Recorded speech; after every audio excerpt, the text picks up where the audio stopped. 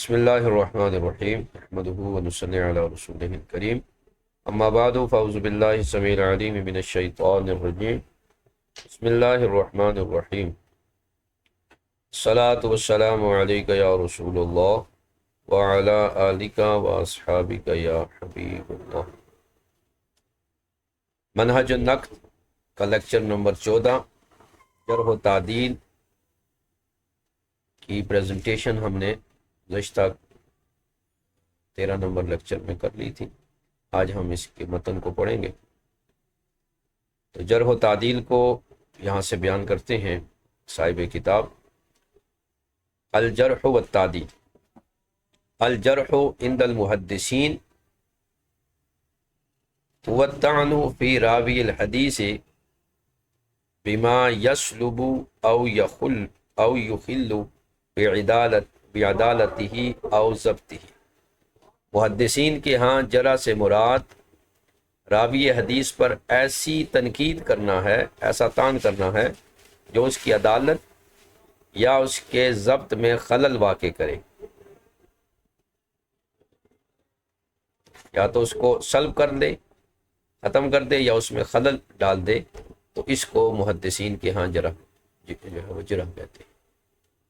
تعدیل عکسہ، تعدیل اس کا الٹ ہوگا، وہو تزکیۃ الراوی والحکم علیہ بانہ عدل او ضابط، اور تعدیل اس کا الٹ ہوگا، یعنی راوی حدیث کی توثیق کرنا اور اس کے بارے میں یہ فیصلہ دینا کہ وہ عادل ہے اور وہ مضبوط حافظے کا مالک ضابط ہے۔ وعلم الجرح والتعدیل میزان رجال الروایت، علم جرح و تعدیل جو ہے وہ روایت کے جو رجال ہیں، راوی ہیں، ان کے لیے میزان کا درجہ رکھتا ہے۔ یثقل بکفتہ الراوی فیقبل او تخف موازینہ فیفرد، اگر اس ترازو میں راوی جو ہے اس کا پلڑا بھاری ہو تو اس کی روایت قبول کی جائے گی، او تخف موازین ہو، اور اگر اس کا پلڑا ہلکا ہو فیرفض، تو اس کی روایت کو یا اس راوی کو ترک کر دیا جائے گا، اس کی روایت کو بھی چھوڑ دیا جائے گا۔ وَبِهِ نعرف الراوی الذی یقبل حدیثہ وَنُمَيِّزُهُ عَمَّا لَا يُقْبَلُ حَدِيثُهُ، اسی کے ذریعے، یعنی اسی علم کے ذریعے، یعنی علم جرح و تعدیل کے ذریعے ہم راوی کو پہچانتے ہیں جس کی روایت، جس کی حدیث قبول کی جاتی ہے، اور اس راوی کو ممتاز کرتے ہیں اس راوی سے، یعنی مقبول راوی کو ممتاز کرتے ہیں اس سے جس کی روایت کو قبول یا جس کی حدیث کو قبول نہیں کیا جاتا۔ یعنی حدیث کو قبول کرنا اور رد کرنا یہ موقوف ہے علم جرح و تعدیل پر۔ ومن ہنا اعتنا به علماء الحدیث کل العنایت، اور اسی وجہ سے محدثین نے کرام نے اس علم میں جو ہے وہ غیر معمولی توجہ دی ہے، کل العنایہ، خوب توجہ دی ہے۔ وبذلوا فیہ اقصی جہد، اور اس میں انتہائی اپنی صلاحیتوں کو خرچ کیا۔ وانعقد اجماع العلماء علی مشروعیتہ، اور علماء اسلام کا اجماع ہو گیا اس بات پر کہ جرح و تعدیل مشروع ہے، یعنی اجماع منعقد ہوا جرح و تعدیل کے مشروع ہونے پر۔ بل علی وجوبہ، بلکہ اس کے واجب ہونے پر بھی، للحاجت ملجئۃ الیہ، ٹھیک ہے، یعنی جب شدید ضرورت آئے تو پھر یہ جرح و تعدیل واجب ہو جاتا ہے۔ قال بعض صوفیین لعبداللہ ابن المبارک، بعض صوفیوں نے حضرت عبداللہ ابن مبارک سے فرمایا، جو امیر المومنین فی الحدیث ہے، امام اعظم کے شاگردوں میں سے ہیں، کہ ان سے وہ کہنے لگے، اتغتاب، کیا تم لوگ غیبت کرتے ہو لوگوں کی؟ کہ فلاں ضعیف ہے، فلاں فلاں ہے، کیا تم لوگ غیبت کرتے ہو؟ تو حضرت عبداللہ بن مبارک نے ان جاہلوں کو بتایا، ان صوفیاء کو بتایا، اسکت، خاموش رہو، اذا لم نبین کیف یعرف الحق من الباطل، خاموش رہو اگر ہم راویوں کے احوال بیان نہ کریں تو حق اور باطل میں کیسے فرق کیا جائے گا، حق اور باطل کو کیسے پہچانا جائے گا؟ اس لیے خاموش رہو، جرح و تعدیل کے ذریعے حق کو باطل سے جانا جاتا ہے، پہچانا جاتا ہے۔ وقال ابو تراب النخشبی الزاہد، اسی طرح ابو تراب نخشبی زاہد نے کہا احمد ابن حنبل، امام احمد ابن حنبل سے، یا شیخ، اے شیخ، لا تغتب العلماء، علماء کی غیبت نہ کرو، یعنی یہ تم جرح و تعدیل کرتے ہو تو یہ لوگوں کی غیبت ہے۔ فقال له احمد، امام احمد نے فرمایا، ویحک، افسوس تجھ پر، ھذا نصیحۃ، یہ نصیحت ہے، لیس ھذا الغیبت، تو یہ غیبت نہیں ہے، لیس ھذا الغیبت، یہ غیبت نہیں ہے، یہ نصیحت ہے، یہ خیرخواہی ہے۔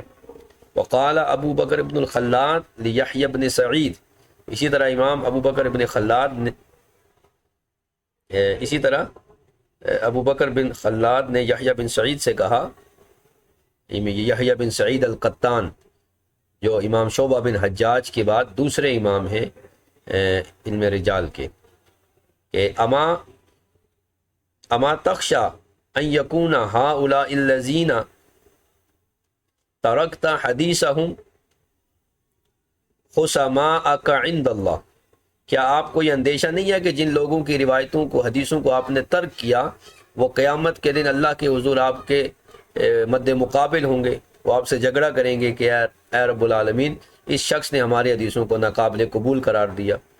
فقال، تو یحییٰ بن سعید القطان نے فرمایا، لئن یکونوا خصمائی احب الی من ان یکون خصمی رسول اللہ صلی اللہ تعالی علیہ وسلم، رسول اللہ صلی اللہ تعالی علیہ وسلم، فرمایا کہ ان لوگوں کا جنہیں میں نے ترک کیا یہ میرے مد مقابل ہو جائیں تو مجھے زیادہ محبوب ہے اس سے کہ قیامت کے دن رسول اکرم صلی اللہ تعالی علیہ وسلم میرے مد مقابل ہو جائیں، اور یقول، آپ ارشاد فرمائیں، لما لم تذب الکذب عن حدیثی، کہ تو نے میری حدیثوں سے جھوٹ کو دور کیوں نہیں کیا۔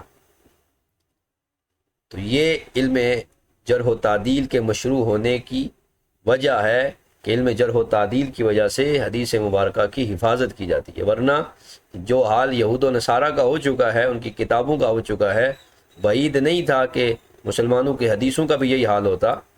تو جرح و تعدیل کی وجہ سے ذخیرہ حدیث آج بھی محفوظ ہے۔ اب آگے فرماتے ہیں شیخ، ولولا ما بذلہ الائمۃ النقاد فی ھذا الشأن من الجہود فی البحث عن عدالت الراوی، کہ اگر ائمہ نقاد جو ائمہ ہیں حدیث کے راویوں کی عدالت جانچنے اور واختبار حفظہم و تیقنہم، اور ان کے ضبط کا امتحان، حفظ و ضبط کا امتحان لینے کے لیے اگر وہ کوشش نہ کرتے تو حتی رحلوا فی سبیل ذالک، یہاں تک کہ انہوں نے مشقتیں اٹھائیں، سفر کیے اس راہ میں، اور وتکبد المشاقہ، اور سخت مشقتیں انہوں نے اٹھائیں، ثم قاموا فی الناس بالتحذیر من الکذابین والضعفاء المخلطین،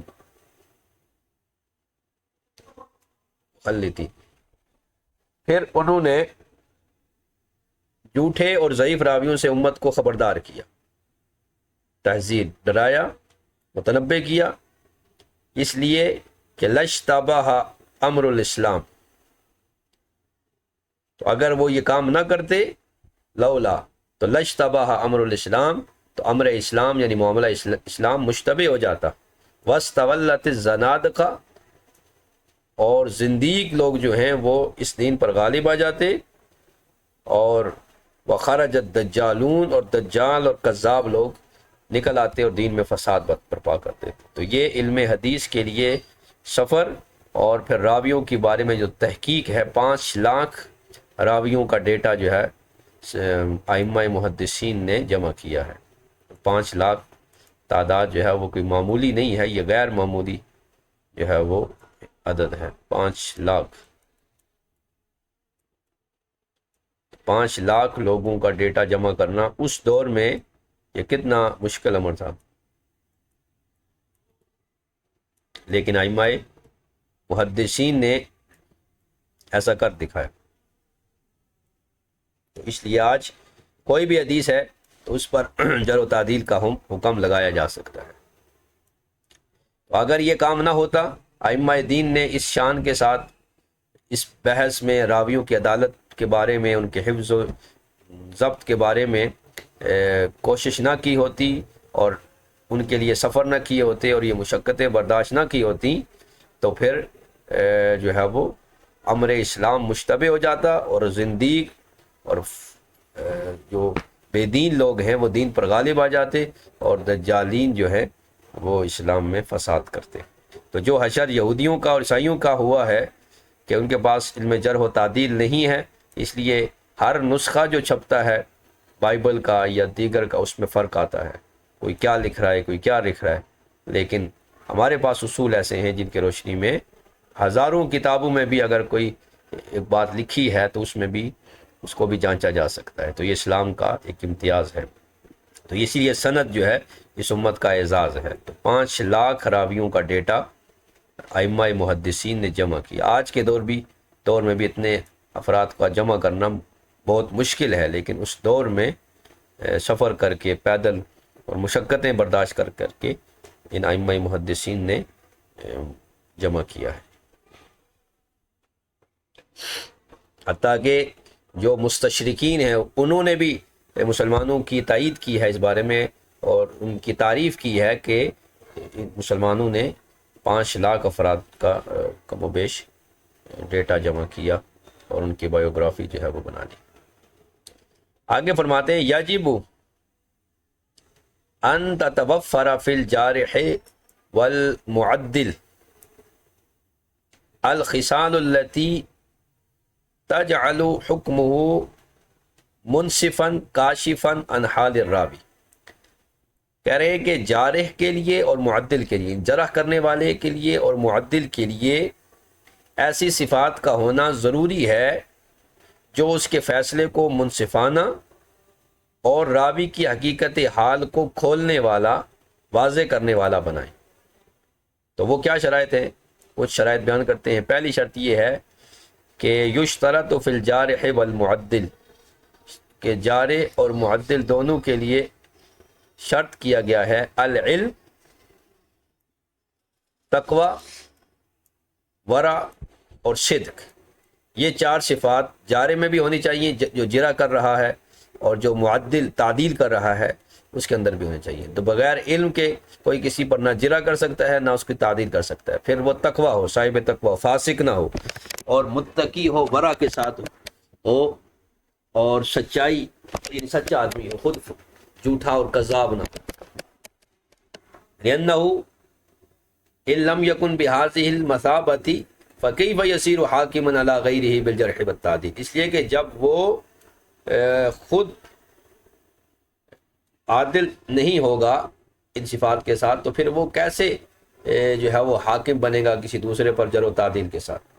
وهو ما زال مفتقرا لإثبات عدالته. تو اس لیے یہ ضروری ہے کہ اس بات عدالت کے لیے ہمیشہ یہ بات جو ہے وہ ضروری رہے گی.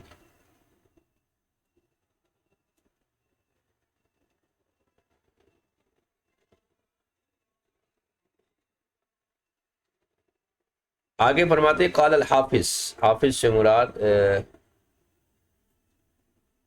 حافظ ابن حجر عسقلانی، انہوں نے فرمایا وَيَنبَغِي أَن لَا يُقْبَلَ الْجَرْحُ وَالتَّعْدِيلُ إِلَّا من عدل متیقظ، فرماتے ہیں کہ جرح و تعدیل کرنے والے کی جرح و تعدیل قبول نہیں کی جائے گی مگر اس سے جو عادل بھی ہو اور متیقظ بھی ہو، بیدار مغز ہو، اے مستحضر ذی یقظۃ تحملہ علی التحری والضبط فیما یصدر عنہ، یعنی وہ پوری جو ہے وہ احتیاط اور تحقیق کے ساتھ جو ہے وہ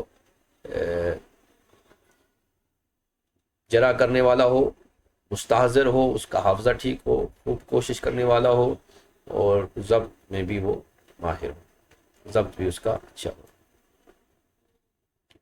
دوسرا یہ کہ یکون عالما باسباب الجرح والتعدیل، جرح کرنے والے کے لیے دوسری شرط یہ ہے جرح و تعدیل کے لیے کہ وہ اسباب جرح و تعدیل کو جاننے والا ہو۔ تو قال الحافظ ابن حجر فی شرح النخبہ، حافظ ابن حجر نے شرح نخبہ میں فرمایا وَتُقْبَلُ تَزْكِيَّةِ مِنْ عَارِفٍ بِأَسْبَابِهَا، کہ تزکیہ قبول کیا جائے گا، یعنی تعدیل قبول کی جائے گی یا تعدیل معتبر مانی جائے گی اس شخص کی جو اسباب تعدیل کو جاننے والا، لا من غیر عارف، نہ اس کی جو اسباب جرح و تعدیل کو جاننے والا نہیں ہے۔ کیوں؟ لِأَلَّا یزکی بمجرد ما ظہر لہ ابتداء من غیر ممارست و اختبار، اس لیے کہ ایسا نہ ہو کہ وہ محض ظاہری تاثر کی بنیاد پر جو ہے وہ کسی کو سکہ قرار دے دے اور اس کا کوئی جو ہے نا وہ عملی امتحان وغیرہ اس کا نہ لے، اس کے بارے میں مکمل تحقیق نہ کرے، بس نام سنا تو بس اس کی توثیق کر دے، ایسا نہیں ہے۔ اور تیسری شرط جو ہے وہ یہ ہے ان یکون عالما بتصاریف کلام العرب، کہ عربی کلام کی اسلوب سے وہ واقف ہو، کہ لا یدع اللفظ لغیر معنی، تاکہ لفظ کو اس کے غیر معنی میں موضوع لہو میں غیر موضوع لہو میں اس کو نہ بنائے، ولا یجرح بنقلہ لفظا من غیر جارح، اور ایسے الفاظ کی بنیاد پر جرح نہ کرے جو جرح کے الفاظ نہیں ہیں۔ تو یہ اسی وقت ہوگا جب وہ عربی اسلوب کو جانے۔ خصال لا تشترط فی الجارح والمعدل، اب کچھ ایسے خصائل ہیں، صفات ہیں جو جارح اور معدل میں شرط نہیں ہے، اور وہ کیا ہیں؟ پہلے دو ہیں، ایک اور دو۔ لا یشترط کون الجارح او المعدل ذکرا او حرا، کہ جارح اور معدل کا مرد یا عورت، مرد ہونا یا آزاد ہونا ضروری نہیں ہے، بل المعتمد انہ تقبل تزکیۃ کل عدل وجرحہ ذکرا کان او انثی حرا کان او عبدا، بلکہ معتمد قول کے مطابق ہر وہ شخص جو جرح و تعدیل کا ماہر ہے، چاہے وہ مرد ہے یا عورت ہے، آزاد ہے یا غلام ہے، اس کے اندر یہ صلاحیت موجود ہے تو وہ جرح بھی کر سکتا ہے اور تعدیل بھی کر سکتا ہے۔ تیسری شرط یہ ہے کہ قیل لا یقبل الجرح ولا التعدیل الا بقول رجلین کما فی الشہادہ، کہ جرح و تعدیل میں کم از کم دو افراد کی جرح سے کوئی آدمی مجروح ہوگا، اور اسی طرح دو افراد کی تعدیل سے کوئی آدمی سکہ قرار پائے گا۔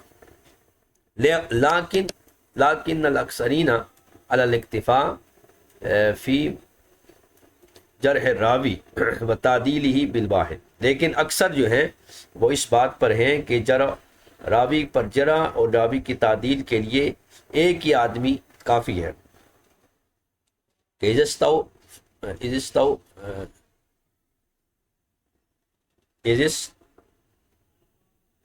توفا شروط الجارح والمعدل، کہ جب اس میں جارح اور معدل کی شرائط مکمل ہوں، پائی جائیں، تو ایک آدمی بھی جرح بھی کر سکتا ہے اور تعدیل بھی کر سکتا ہے، یعنی ایک آدمی کی جرح سے راوی مجروح بھی ہو جائے گا اور ایک آدمی کی تعدیل سے وہ جو ہے وہ ثقہ بھی ہو جائے گا. کما نقل العامدی و ابن حاجب وغیرہما، جیسا کہ اس بات کو امام آمدی نے اور امام ابن الحاجب وغیرہ نے نقل فرمایا. یہ ابن حاجب کافیہ والے ہیں، کہ ہم مالکی ہیں تو ان کی کتاب ہے اصول فقہ لابن حاجب، مختصر فی اصول فقہ لابن حاجب، اور الاحکام فی اصول الاحکام یہ امام آمدی کی ہے. اسی طرح شرح مسلم الثبوت میں بھی وہ بیان کیا گیا. وہذا کما قال ابن صلاح، اور ایسے ہی امام ابن صلاح نے بھی فرمایا ہے کہ ہوا صحیح الذی اختارہ الخطیب وغیرہ انہ یثبت بواحد، کہ صحیح موقف وہ ہے جسے خطیب بغدادی نے اور دیگر ائمہ نے اختیار کیا کہ جرح و تعدیل ایک کی جرح سے اور تعدیل سے بھی ثابت ہو جائے گا. لأن العدد لم یشترط فی قبول الخبر، عدد جو ہے نا 2، یہ خبر کے قبول میں شرط نہیں ہے. یعنی اگر خبر آئے، حدیث آئے، تو حدیث کی قبولیت کے لیے 2 راویوں کا ہونا ضروری نہیں ہے. ایک آدمی بھی اگر کوئی حدیث بیان کرے تو وہ قبول کی جائے گی. تو قبولیت خبر اور قبولیت حدیث میں عدد شرط نہیں ہے. تو کہہ رہے ہیں اسی طرح جرح و تعدیل میں بھی عدد شرط نہیں ہوگا، بخلاف شہادت کے، کیونکہ شہادت کے لیے باقاعدہ نص ہے قرآن مجید کی کہ اس میں 2 گواہ ہونے چاہیے. لیکن خبر کے لیے قرآن میں بھی ہے ان جاء فاسق بنبأ فتبین، کہ جب کوئی فاسق لے کے خبر آئے تو اس کی تحقیق کر لو. یعنی تحقیق کے بعد اگر وہ درست ثابت ہو تو اسے قبول کر لو. تو لہذا ایک بھی اگر کوئی خبر لے کے آئے تو اس کو قبول کیا جائے گا. تو خبر کی قبولیت کے لیے عدد شرط نہیں ہے. تو اسی طرح جرح و تعدیل کے لیے بھی عدد شرط نہیں ہے کہ کتنے افراد جرح کریں تو وہ قبول ہوگی اور کتنے کریں تو وہ معدل قرار پائے. اب اس کے بعد آگے بیان کرتے ہیں آداب الجارح والمعدل. جرح کرنے والا اور تعدیل کرنے والا لوگ ہیں، ان کے کیا آداب ہیں. ان کو یہاں سے بیان کرتے ہیں، کہتے ہیں ثمۃ آداب ینبغی علی الجارح والمعدل مراعاتها من اہمها. کہہ رہے ہیں کہ جرح و تعدیل کرنے کے لیے چند آداب اور اخلاقی اصول بھی ضروری ہیں، ان میں سے من اہمها، ان میں سے جو اہم ہیں وہ یہ ہے. نمبر 1 الاعتدال فی التزکیہ، راوی کا تزکیہ یعنی اس کو ثقہ قرار دینے میں اعتدال کرنا. کیا مطلب؟ مطلب یہ ہے کہ فلا یرفع راوی عن مرتبتی، راوی کو اس کے مرتبے سے بہت زیادہ بلند نہ کرنا، جتنا وہ ہے اتنا ہی بیان کرنا.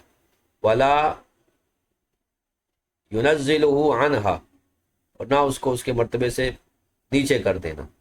کما یقع لکثیر من الناس فی عصرنا، جیسے کہ ہمارے زمانے میں اکثر لوگ کسی کی بڑائی کرتے ہیں تو اسے آسمان پہ لے جاتے ہیں اور کسی کی برائی کرتے ہیں تو اسے زمین میں گاڑ دیتے ہیں. تو ایسا نہیں ہونا چاہیے، اعتدال. دوسرا ادب یہ ہے کہ لا یجوز جرح بما فوق الحاجت، حاجت سے زیادہ جرح کرنا کسی راوی پر یہ جائز نہیں ہے. لأن الجرح شرع للضرورت، اس لیے کہ جرح جو مشروع ہوئی ہے وہ ضرورت کے لیے ہے. والضرورت تقدر بقدرها، ضرورت اتنی ہی ہوتی ہے جتنی اس کی جو ہے وہ گنجائش ہوتی ہے. ٹھیک ہے، ضرورت کا اندازہ اس کی مقدار کے مطابق، جتنی مقدار کی ضرورت ہے اتنا ہی اسے مانا جائے گا. اور تیسرا یہ ہے، تیسرا ادب لا یجوز الاقتصار علی نقل الجرح فقط، محض جرح نقل کر دینا کافی نہیں ہے. فی من وجد فیہ الجرح والتعدیل کلاہما من النقاد، یعنی ایسے راوی کے بارے میں کہ جس راوی پر ائمہ جرح و تعدیل نے دونوں کیے ہیں، جرح بھی کیا ہے تو تعدیل بھی کیا ہے، تو اس پر محض جرح نقل کر دینا کافی نہیں ہے. لأن فی ذلک اجحافا بحق الراوی، کیونکہ اس میں راوی کے حق میں ناانصافی ہے. بحق راوی جو ہے وہ اجحاف ہے، یہی ناانصافی ہے. وقد عاب المحدثون من يفعل ذلك، اور محدثین نے اس طرز عمل کو ناپسند کیا ہے کہ جر و تعدیل میں سے صرف ایک لے کر نقل کر دینا اور دوسرے چیز کو چھوڑ دینا یہ معیوب ہے۔ چوتھا ادب یہ ہے کہ لا یجوز جرح من لا یحتاج الی جرح، کہ ایسے شخص کی جرح کرنا جائز نہیں ہے جس کی جرح کی کوئی ضرورت نہ ہو، لأن الجرح شرع للضرورت، اس لیے کہ جرح صرف ضرورت کے لیے مشروع ہوئی ہے۔ فما لم توجد الضرورت الیہ لا یجوز العود فیہ، کیونکہ جرح صرف ضرورت کے لیے مشروع ہے، لہذا جہاں ضرورت نہ ہوگی وہاں لوگوں کے عیوب ڈھونڈنا جائز نہیں۔ وقد شدد العلماء النکیر علی من فعل ذلك، علماء نے سخت مذمت فرمائی ہے ایسے شخص پر جو اس طرح کے کام کرتا ہے، لوگوں کی عیب جوئی کرتا ہے، لوگوں کی ٹو میں رہتا ہے۔ وَنَبَّهُ عَلَى خَطَئِهِ، اور اس کی غلطی کو انہوں نے اور تنبیہ کی ہے۔ وَلَكِنْ هَذَا لم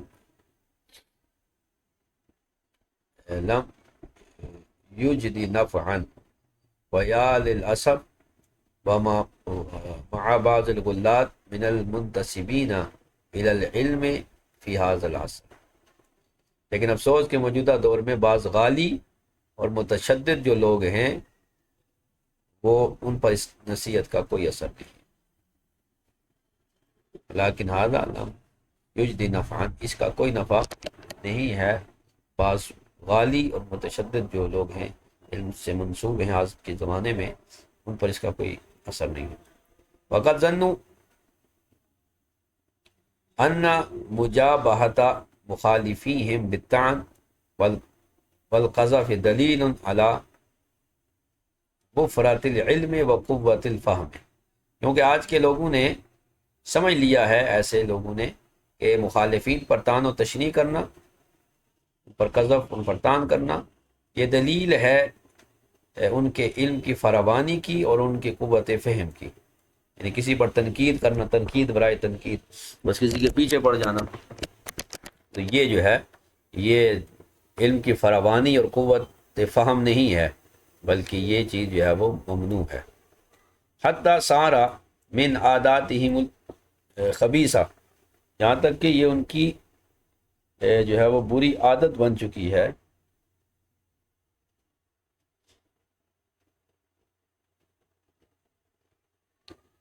کہ انہم کلما ناظروا احدا من الافاضل فی مسئلۃ من المسائل توجہوا الی جرحہ بافعال ذاتیہ، تو جب کسی اہل علم سے، فاضل سے، کسی مسائل میں سے کسی مسئلے میں وہ بحث کرتے ہیں تو اس کی ذاتی افعال میں جو ہے نا جرح کی طرف متوجہ ہوتے ہیں، کہ اس کا حلیہ ایسے ہے، وہ ایسے لگتا ہے، یہ وہ کام کرتا ہے، یعنی جو مسئلہ ہے اس کی طرف توجہ نہیں ہوتی۔ وبحثوا عن اعمالہ عرضیہ، اور اس کی جو معاملات ہیں، اس کے جو افعال ہیں، ان کے اوپر جو ہے وہ بحث ہو جاتا ہے۔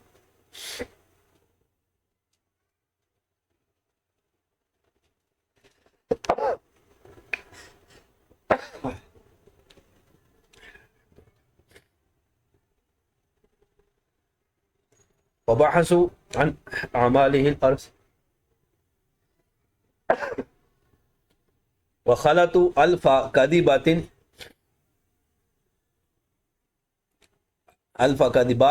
بصدق واحد، اور ایک سچ کے ساتھ ہزاروں جھوٹ ملاتے ہیں۔ وفتحوا لسان طعن علیہ بحیث یتعجب منہ کل ساج،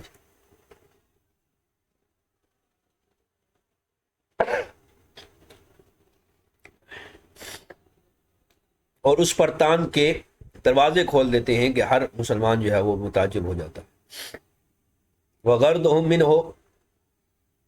اسقاط مخاصمہم بالسب والشتم، اور مقصد ان کا کیا ہوتا ہے کہ اپنے بد مقابل کو گالی گلوچ کر کے خاموش کرا دینا، تم کون ہوتے ہو، تمہاری کیا اوقات ہے، تم کیسے کر سکتے ہو، وغیرہ وغیرہ، یہ ان کا کام ہے۔ والنجات من تعقب مقابلہم بالتعدی والظلم، اور جو ہے وہ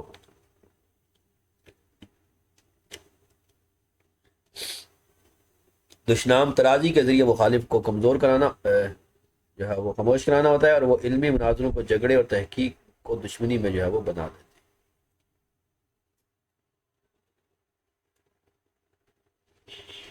وحسبنا فی الحکم علی هذا المسلک قولہ صلی اللہ تعالی وسلم، اس غلط طرز عمل کے متعلق ہمارے لیے نبی پاک صلی اللہ علیہ وسلم کا یہ فرمان کافی ہے کہ کل مسلم علی المسلم حرام، ہر مسلمان پر دوسرا مسلمان حرام ہے، دمہ خون کے اعتبار سے، مالہ مال کے اعتبار سے، وعرضہ عرض کے اعتبار سے، یعنی عزت کے اعتبار سے، یعنی ایک مسلمان پر دوسرے مسلمان کا خون بھی حرام ہے، مال بھی حرام ہے، اور عزت بھی حرام ہے۔ بل ثبت عنہ صلی اللہ تعالی وسلم، بلکہ نبی پاک صلی اللہ علیہ وسلم سے یہ بات ثابت ہے، انہ قال، آپ نے فرمایا، لیس المؤمن بالطعان، مومن جو ہوتا ہے وہ بہت زیادہ تان کرنے والا نہیں ہوتا، ولا اللعان، اور نہ بہت زیادہ لعنت کرنے والا ہوتا ہے۔ تو لعنتیں بھیجنا، تان کرنا بہت زیادہ یہ مسلمان کی شان نہیں ہے۔ ولا الفاحش، اور نہ مسلمان فوش گو ہوتا ہے، ولا البذی، اور نہ بد زبان ہوتا ہے۔ یہ مومن کی شان نہیں ہے، تو اس لیے جر و تعدیل میں حد کو تجاوز نہیں کرنا چاہیے۔ شروط و قبول الجرح و تعدیل، جرح و تعدیل کی شرائط کو قبول کرنے کا بیان۔ الشرط الاول، پہلی شرط کہ جرح و تعدیل کب قبول کی جائے گی، کس کی قبول کی جائے گی؟ تو پہلی شرط یہ ہے کہ ان یصدر الجرح و تعدیل ممن استوفى شروط الجارح والمعدل، کہ پہلی شرط یہ ہے کہ جرح و تعدیل ایسے شخص سے صادر ہو جس میں جرح و تعدیل کی تمام شرائط جو ہے وہ مکمل طور پر موجود ہو، یعنی وہ جارح اور معدل ہونے کی جو شرائط ہیں اس پہ وہ ساری مکمل۔ قال اللکھنوی رحمہ اللہ، عبدالحی لکھنوی کی الرفع والتکمیل سے نقل کرتے ہیں، پھر رفع والتکمیل۔ علامہ لکھنوی فرماتے ہیں، یجب علیک اللہ تبادر فی الحکم بجرح الراوی بوجود حکمہ فی بعض اہل الجرح والتعدیل، کہ تمہارے لیے یہ لازم ہے کہ کسی ناقد نے کسی راوی پر جرح تعدیل کر دی تو فوراً جو ہے وہ راوی پر جرح کا حکم نہ لگایا جائے۔ اگر جرح و تعدیل میں سے بعض ائمہ نے کسی پر جرح و تعدیل کر دی تو فوراً جو ہے وہ راوی پر جرح کا حکم نہ لگایا جائے۔ بل یلزم علیک، بلکہ لازم ہے تم پر، ان تنقی حل امر فیہ، تنقی حل امر فیہ، بلکہ لازم ہے آپ پر کہ آپ اس امر کی خوب چھان بین کریں۔ فإن الامر ذو خطر و تحویل، اس لیے کہ یہ بڑا خوفناک اور بڑا حساس معاملہ ہے۔ ولا يحل لك ان تاخذ بقول كل جارح في اي راو كان، تو آپ کے لیے یہ جائز نہیں ہے، یہ حلال نہیں ہے کہ ہر جرح کرنے والے کا قول جو ہے وہ کسی راوی کے بارے میں لے لیا جائے، ایسا کرنا جائز نہیں ہے، یعنی کسی بھی راوی کے لیے ہر ایک جارح کا قول لینا یہ جائز نہیں ہے۔ فکثیرا ما یوجد امرا یکون مانعا من قبول جرحہ، کیونکہ بسا اوقات ایسے اسباب موجود ہوتے ہیں جو اس جرح کو ناقابل قبول بنا دیتے ہیں۔ وَلَهُ صُوَرٌ كَثِيرَةٌ، اس کی کئی صورتیں ہیں، لا تخفى على مہارت کتب شریعہ، کتب شریعہ کو دیکھنے سے ان کی جانا جا سکتا ہے۔ ان میں سے کچھ کو بیان کرتے ہیں کہ ان یکون الجارح فی نفسہ مجروحا،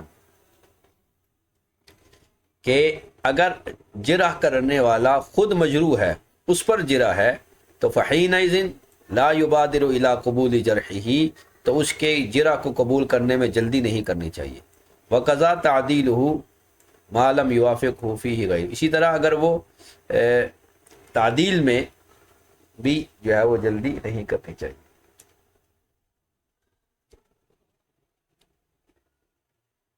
جبکہ دوسرے ناقدین اس کی حمایت میں اس کے موافق نہ ہوں تو محض کسی کی جرح یا کسی کی تعدیل جو ہے وہ نہیں کرنی چاہیے۔ یعنی جار خود مجرور. قال ابن حجر فی ترجمت احمد بن شبیب، امام ابن حجر نے احمد بن شبیب کے ترجمے میں فرمایا بعد ما نقل عن الازدی قولہ فیہ، ازدی کا قول احمد بن شبیب کے بارے میں نقل کیا کہ کہا غیر مرضی، کہ وہ پسندیدہ نہیں ہے. یعنی احمد بن شبیب جو ہے ازدی نے کہا کہ یہ پسندیدہ نہیں ہے. تو اب امام ابن حجر نے فرمایا قلت لم یلتفت احد الی ھذا القول، ازدی کے اس قول کی طرف کوئی توجہ نہ دے. بل الازدی غیر مرضی، بلکہ ازدی خود جو ہے وہ نہ پسندیدہ نہیں ہے، معتبر نہیں ہے. ٹھیک ہے. ومنها ان يكون الجارح من المتعنتین المتشددین، دوسرا یہ کہ جارح جو ہے نا وہ خود ایسا ہے کہ حد سے زیادہ سخت مزاج ہے اور متشدد ہے، تو اس کی بھی جرح قبول نہیں ہوگی جب تک دوسرے اس کی حمایت نہ کریں. فإن هناك جمعا من الأئمة الجرح والتعديل لهم تشدد في هذا الباب، بعض ائمہ جرح و تعدیل ایسے گزرے ہیں کہ جن کا جرح و تعدیل میں تشدد جو ہے یعنی متشدد ہونا، سخت ہونا، وہ معروف ہے. کہ یجرحون الراوی بأدنى جرح، کہ معمولی سی کمزوری پر بھی وہ راوی پر جرح کر دیتے تھے. ومثل هذا الجارح توثیقهم، ایسے جو جارح ہوں گے جو معمولی سی جرح پر راوی کو مجروح قرار دیں تو ان کا سکہ قرار دینا معتبر ہوگا، لیکن ان کی جرح معتبر نہیں ہوگی. وجرحه لا يعتبر، چونکہ یہ بہت متشدد ہیں، لہذا جس کو یہ سکہ کہہ دیں تو ان کا سکہ ہونا معتبر ہے، لیکن جس پر جرح کریں گے وہ معتبر نہیں ہوگی. الا اذا وافقه غیره ممن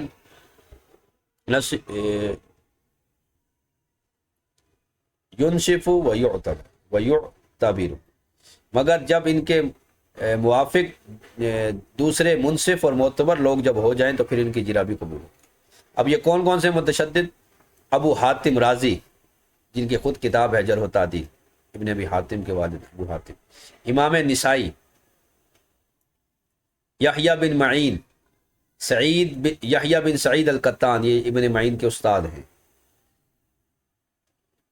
یحییٰ القطان، ابن حبان، امام ابن حبان وغیرہم، یہ سارے جو ہے فإنہم معروفون بالاسراف فی الجرح والتعنت فی، بس یہ سارے جو ہیں وہ جرح و تعدیل میں جو ہے وہ بہت انہوں نے زیادتی کی ہے، حد سے تجاوز کیا ہے، یعنی بہت سخت ہیں. فَلْيَثْبُتِ الْعَاقِلُ فِي الرُّوَاةِ الَّذِينَ تَفَرَّدُوا بِجَرْحِهِمْ وَلْيَتَفَكَّرْ فِيهِ، لہذا ایسے راویوں کے بارے میں جنہیں صرف انہی متشدد ناقدین نے مجروح قرار دیا ہے، محقق کو توقف کرنا چاہیے اور ان میں غور و فکر سے کام لینا چاہیے. قال الذهبي فی ترجمت محمد بن فضل السدوسی عارم شیخ بخاری، کہ امام ذہبی نے محمد بن فضل دوسی عارم جو شیخ بخاری ہیں ان کے ترجمے میں لکھا بعد ان ذکر توثیقہ نقلا عن دار القطنی، دار القطنی سے ان کی توثیق نقل کی. قلت، تو فرمایا القائل ذہبی، ذہبی کہنے والے ہیں فہذا قول حافظ العصر الذي لم يأتي بعد النساء مثلہ، کہ دار القطنی ایسا شخص ہے، ایسا حافظ عصر ہے کہ امام نسائی کے بعد دار القطنی جیسا کوئی شخص نہیں ہے. فأين هذا القول من قول ابن حبان الحشاف المطہور عن عارم، تو فرماتے ہیں کہ یہ جو قول ہے ابن دار قطنی کا محمد بن فضل کے بارے میں، تو اب جو ہے نا ابن حبان کی جو جرح ہے ان کے بارے میں یہ قابل قبول نہیں. فقال،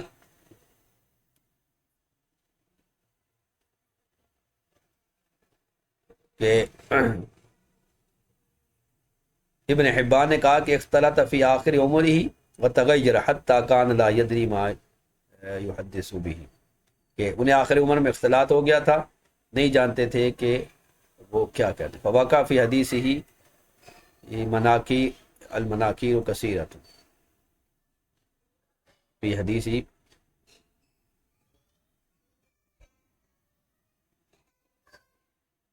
فیجب تنقب عن حدیث ہی فی ما رواہ المتاخر. تو متاخرین جو ان کے راوی ہیں وہ ان سے روایت لینے میں احتیاط کریں. فَإِذَا لَمْ يُعْرَفْ هَذَا مِنْ هَذَا تَرَكَ الْكُلَّ.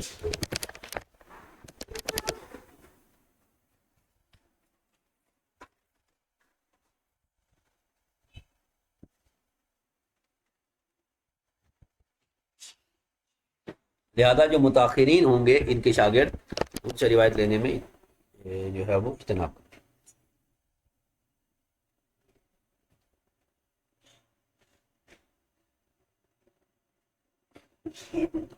ولا يحتج بشيء منها.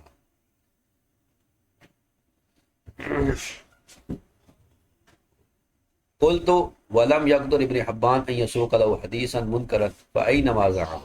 یعنی یہ جرح جو ہے وہ ابن حبان نے کی ہے ان پر.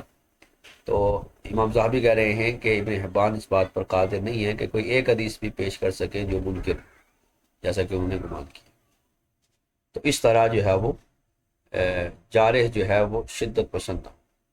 دوسری شرط یہ ہے کہ لا يقبل الجرح الا مفسرا، کہ جرح جو ہے وہ مفسر قبول کی جائے گی.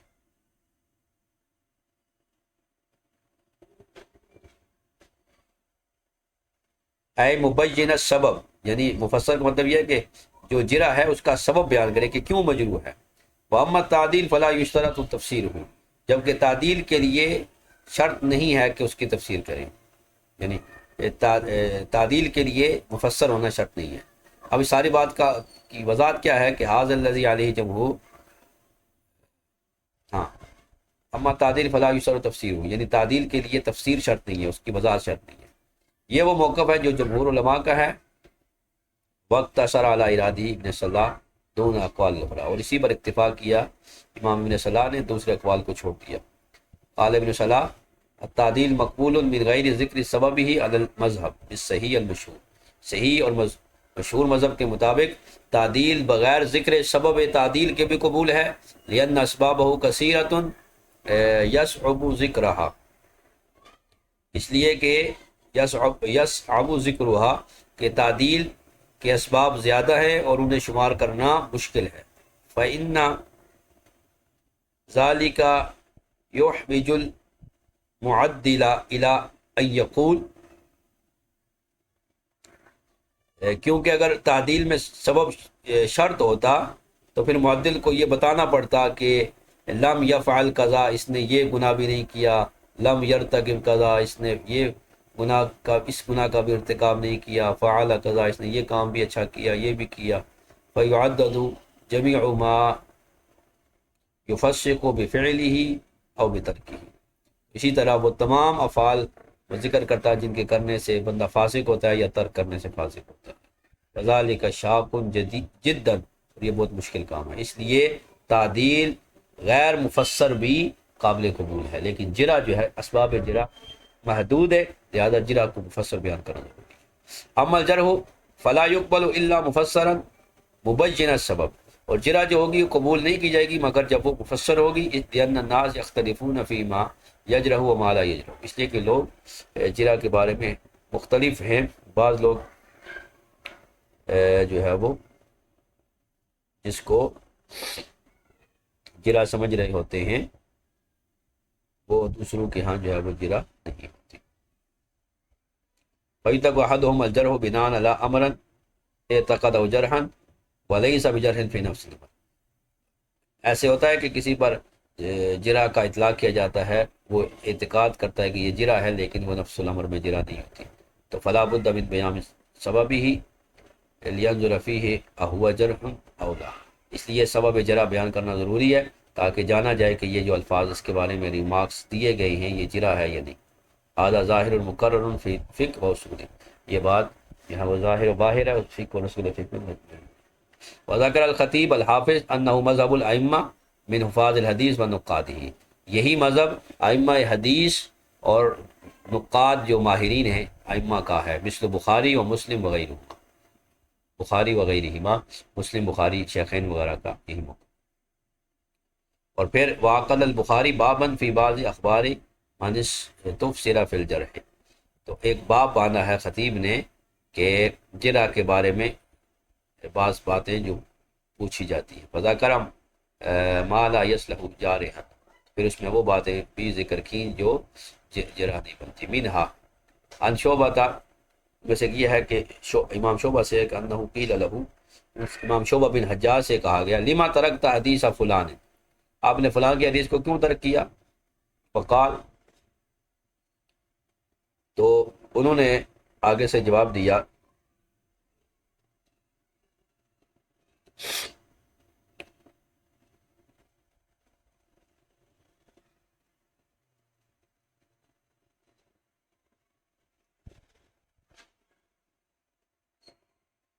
کہ رأیتہ یرکض علی برزون فترکت حدیثہ، کہ میں نے اسے گھوڑے پر سوار ہو کر دوڑتے ہوئے دیکھا تو میں نے اس کے حدیث کو ترک کر دیا۔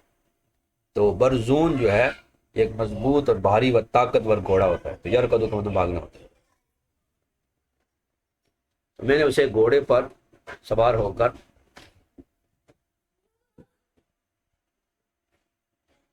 بھاگتے ہوئے دیکھا تو میں نے اس کے حدیث کو ترک کر دیا۔ اب یہ جرح نہیں ہے، ٹھیک ہے۔ اور ومنہا مسلم بن ابراہیم انہ سئل عن حدیث صالح المری فقال لم تسأو بصالح، کہ آپ نے صالح کے ساتھ کیا کیا؟ ذکروہ یوما عند حماد بن سلمہ فخ ماتا فامتخط حماد، کہ مسلم بن ابراہیم نے کہا کہ ہم موجود تھے حماد بن سلمہ کے پاس، تو جب اس کا ذکر ہوا صالح المری کا تو انہوں نے تھوک دیا، تو تھوکنے سے ہی شاید سمجھے کہ یہ مجرور راوی ہے، اس کا ذکر کو انہوں نے ناپسند کیا تو اس لیے اس کو جرح قرار دیا، تو یہ جرح جو ہے وہ قابل قبول نہیں ہے۔ آج کی گفتگو یہاں تک ہوئی، آگے جو ہے وہ استشکال الجرح جرح المجمل فی کتب الرجال سے ہم اگلی گفتگو شروع کریں گے۔